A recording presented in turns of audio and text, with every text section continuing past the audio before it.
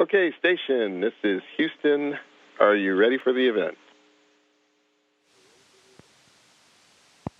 Houston Station, we're ready for the event. U.S. Department of Education, this is Houston. Please call station for a voice check. Station, this is Arne, Duncan, and we have some fantastic students here from Deal Middle School and Hart Middle School. We're at the Department of Education in Washington, D.C. Do you hear me okay? We have you loud and clear. Welcome aboard the International Space Station.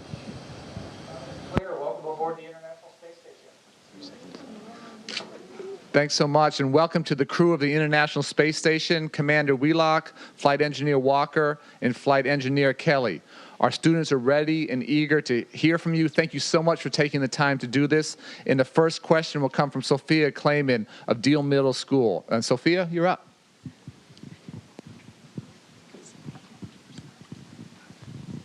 My name is Sophia, and my question is for Doug Wheelock. What kind of research are you working on, and how will it help us understand our planet and the universe? Hi, Sophia. Well, that's a great question, and that's the purpose, the prime purpose while we're here on the space station is to operate these laboratories. We have at any one given time over 130 experiments going on board. We're studying the Earth, studying space, studying our bodies and our body's reaction to being in space and long duration, and trying to learn a little bit more about material development and development of medicine and pharmaceuticals and things like this. And so what we're trying to do is operate these laboratories in the absence of gravity. And when we take gravity out of the equation, sometimes some wonderful things happen. Things like crystals grow in 3-dimension now rather than in 2-dimension like we have on Earth. And we can, through this process, develop new processes of developing materials and developing pharmaceuticals to help us in the areas of medicine. And also, in the process of doing that, we're staying long duration on board the space station, sort of replicating a transit time to another body in our solar system, be it Mars or the Moon or an asteroid or something. And so we're using ourselves as test subjects as well to determine how we can survive and thrive in an environment away from Earth's gravity for a long period of time.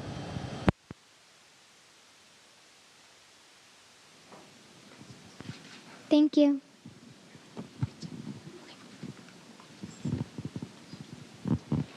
My name is Gary, and my question is for Shannon Walker. How do you communicate with other crew members if people are from different countries?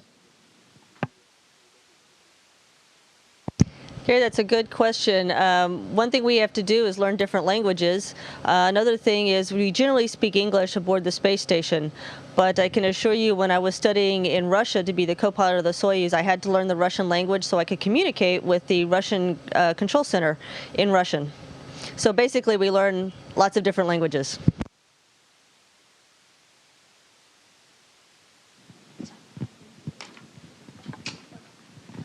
My name is Alex, and my question is for Scott Kelly. Do you have any free time? And if so, what do you do to entertain yourself? Well, hi, Alex. We do have a little bit of free time. You know, we're normally very busy up here, and most of our working day and even sometime in the evenings and on the weekends is spent working because there's so much to do. But on those occasions where we do have some free time, there are certain things we do to entertain ourselves. One, and I think most space stations crew members would agree, the best one is actually to look out at planet Earth because it is so truly beautiful from this vantage point. And because we fly around it every 90 minutes, we get to experience seeing places on Earth from a distance that we might not get to experience if we travel there someday. And it's a really interesting perspective to look at Earth above the atmosphere. It's a very, very beautiful planet, and we're all fortunate to have it. Also, we have to exercise a lot on board, and most crew members really enjoy doing that because normally flying around in microgravity, you don't get a whole lot of exercise like you might, just walking around on Earth. So exercise becomes very important to us. We have a bunch of movies we can watch. We listen to music, read. So a lot of the things that you would do on Earth for entertainment, we also do here on the International Space Station.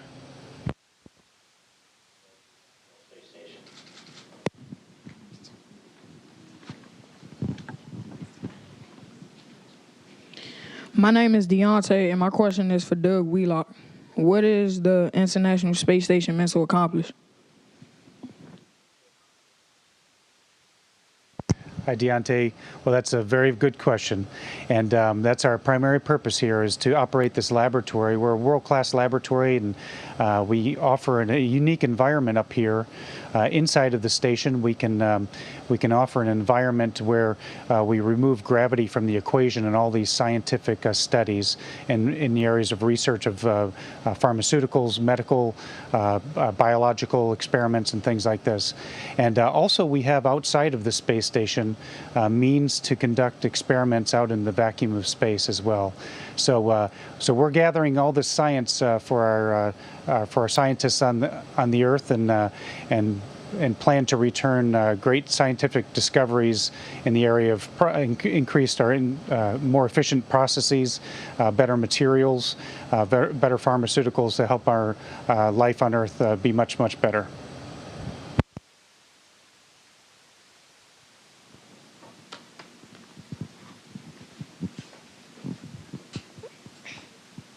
My name is Gus Marquand, and my question for Shannon Walker.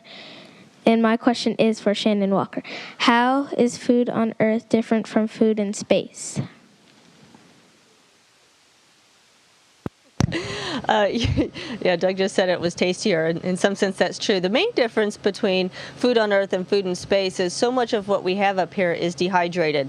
It takes a lot of fuel to get water up into space because water is actually relatively heavy. So we remove the water on the ground and launch the food, which is dehydrated, into space. So that is one of the biggest differences that we have. And so you ask, well, what do? We've got water up here. Where does that come from if we're not launching it? We actually make water. When the shuttle is on attached to the station, we can get water from the shuttle because they make that as a product for making electricity on the shuttle. So we get water from the shuttle, and then we also make water here on the space station.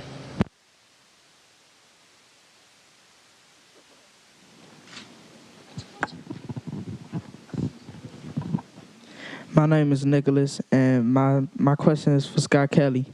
Have you ever had a problem or been injured while in space?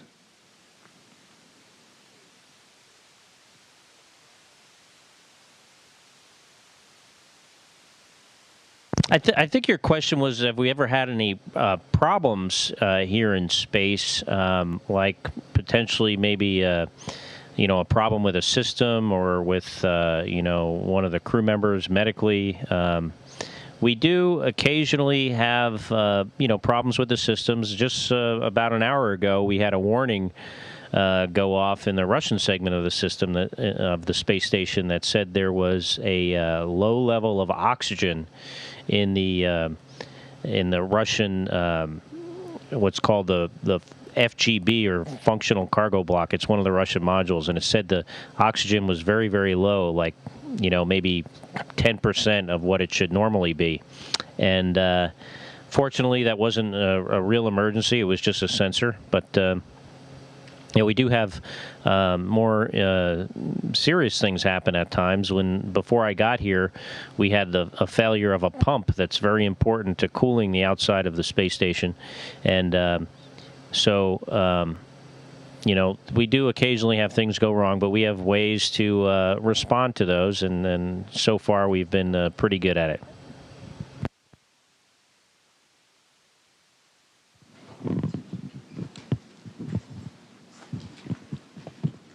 My name is Will, and my question is for Doug Wheelock. What is the most beautiful thing you have ever seen from space?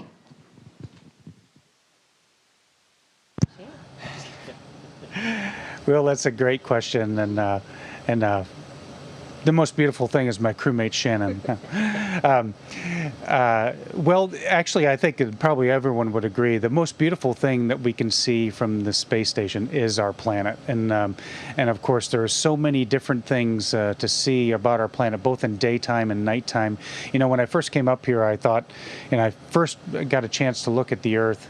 The Earth is like an explosion of color in this big sea of darkness that's space that we know, and what I thought about what it would be like to go into eclipse and come on the backside of the Earth when the Earth was in darkness. That I thought, well, probably it would just blend in with the darkness of deep space. But no, the Earth at night as well is just alive with life and with motion, and we get to see lightning and aurora and city lights, and it's just absolutely beautiful. So I'll have to say that. Of my most beautiful sight so far of the Earth has been back a couple of months ago. I believe it was in July or August. We were able to see the southern lights, the aurora over the South Pole, and we actually had a night where the moon was full and the sun was coming up, and we had this beautiful aurora, and the moon was shining off the aurora, as was the sun, the rising sun, and so it was pretty dramatic and just a beautiful picture out the window, and we all were glued to the window that night.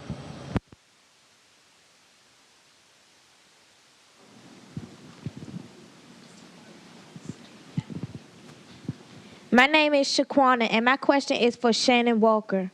Do you feel like your personality or the way you think changes while you are in space? Shaquana, that is a very interesting question, and to be honest, I've never really thought about it. I think I'd have to ask my crewmates to see if they think that I have changed while I've been in space. I don't think I've changed, or my personality have changed, or how I think through things has changed, but I think my crewmates would probably be the final judge of that.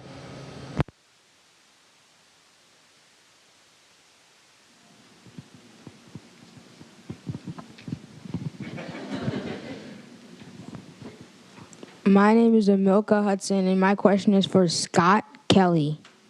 Do you feel like your job is dangerous?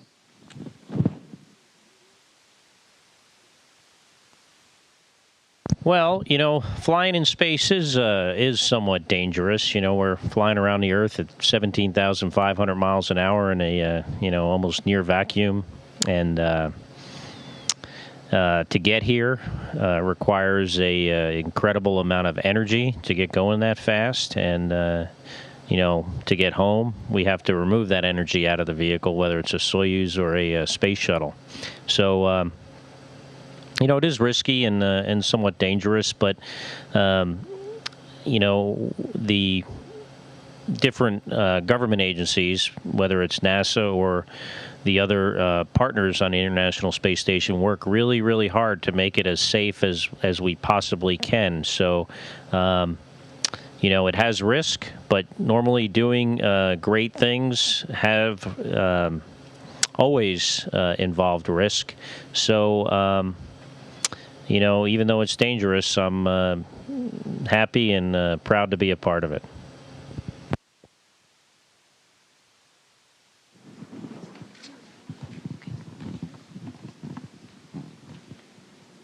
My name is Ayana, and my question is for Doug Wheelock. How does your body feel in space, and is it very different from on Earth?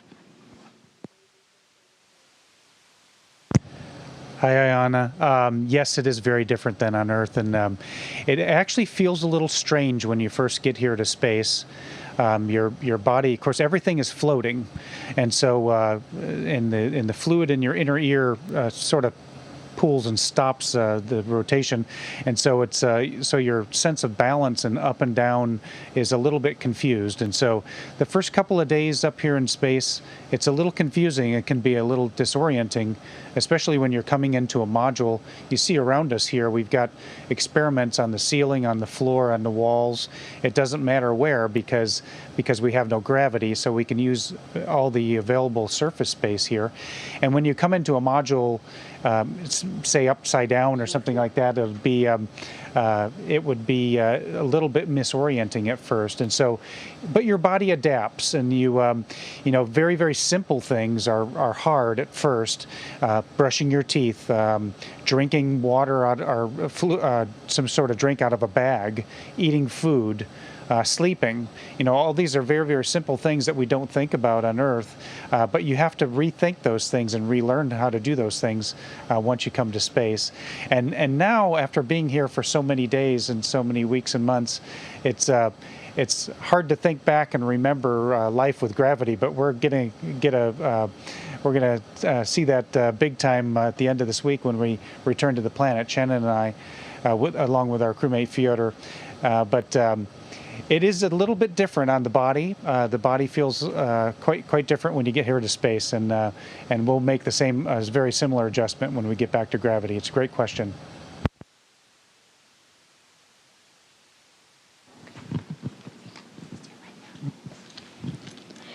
My name is Matthew, and my question is for Shannon Walker. How long did you train before going into space? Matthew, great question. We actually trained a really long time before going into space. When I first became an astronaut, I trained for 2 years, learning about the shuttle and the space station and learning all the systems. And then when I was assigned to this particular mission, I trained for 3 years before I was finally launched into space.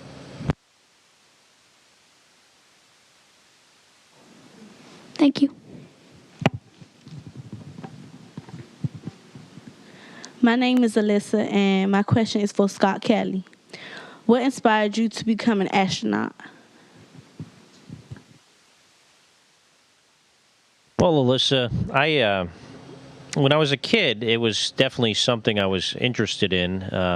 Like a lot of kids are interested in doing things like, flying in space or, other challenging, endeavors. But it wasn't really until later when I was a pilot in the United States Navy and I became a test pilot that I actually thought it was something that was achievable for me. And, as a pilot in the military, for me, it just seemed like the next most challenging type of flying. And that's when I really got serious about it.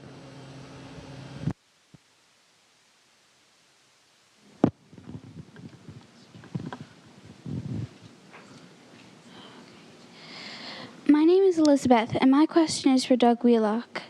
Do you have a telescope on board? And if so, what can you see through it? Thank you.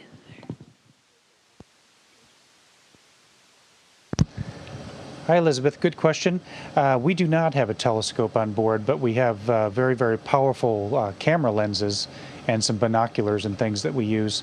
Very great. We have a wide range of camera lenses on board, and then at the towards the end of the beginning of next year, there'll be a space shuttle launching with a very powerful telescope on it that will go on the outside of the space station. That'll be used for scientists on the Earth to study our universe.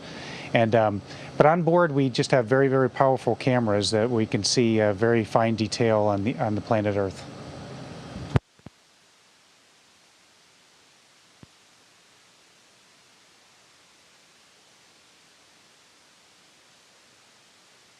I want to thank you guys so much for taking the time to spend with our students. Again, this is just fascinating. I look forward to this so much each year. And I have a buddy of yours sitting next to me, Leland Melvin. I wanted him to just say hello to you, and then we'll close out and let you guys get back to work. Thanks. Hey, Wheels, Miss O'Malley, and Scott. It's really great to see you guys up there, and I'm really proud of what you're doing and helping inspire that next generation. So look forward to seeing you back on the ground. I'll have that cheeseburger ready for you when you get back. You guys take care. Have fun. Okay, thanks, Leland, and to all the students that are there, and the administrative staff and the faculty and teachers that are there. Thank you. Really, really great questions. It was a real pleasure having you on board the space station with us today. And actually, we wanted to do a little bit of a demonstration here. This is a EMU spacesuit, a spacesuit that we use for our spacewalks. And this suit on the planet Earth weighs about 300 to 350 pounds. And so you can see how easy it is to move around here in space. And so our little demonstration with weightlessness in space, but the one thing that we have to remember, very, very important in the ways of science, that although things are weightless, they still have mass, and we have to be very careful as we move large objects like this around, both inside the space station and outside. So whenever you propel an object with a certain force, it's going to take an equal and opposite force to stop that object as well. So sometimes it's a hard lesson to learn as well. But thank you for joining us, and have a great day, and we'll look forward to talking to you next time.